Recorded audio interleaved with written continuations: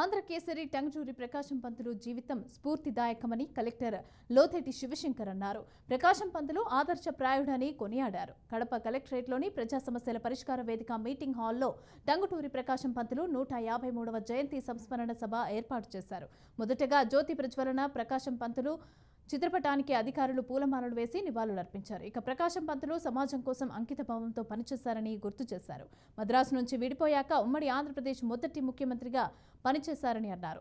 1922వ సంవత్సరంలో సహాయ నిరాకరణోద్యమ సమయంలో కూడా గుంటూరులో 30,000 మంది కాంగ్రెస్ వాలంటీర్లతో ప్రదర్శనలు చేశారని గుర్తు చేశారు.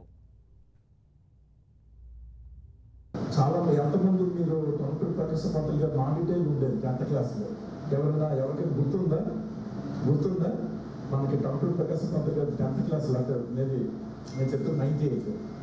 సో అప్పుడు మాకు మదర్ తెరీసా ఒకటిని టంగుటూరి ప్రకాశం పంతులు గారి నాన్ డీటెయిల్ ఉండేది.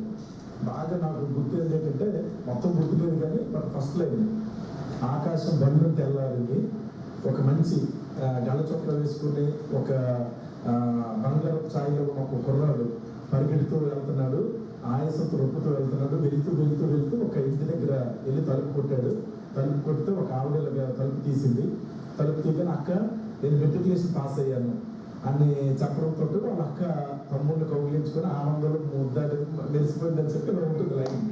So Prakasam Pantulu matriculation pass అయినప్పుడు రాజమండ్రి నుంచి ఒంగోలులో వీళ్ళ అక్కలు ఉండేవారు. అక్కడికి వచ్చి అంటే చాలా దూరం నడిచి వచ్చి వాళ్ళ అక్కడికి చెప్పే సందర్భంతో స్టార్ట్ అవుతుంది అనమాట. చాలా ఇన్స్పిరేషనల్గా ఉండేది.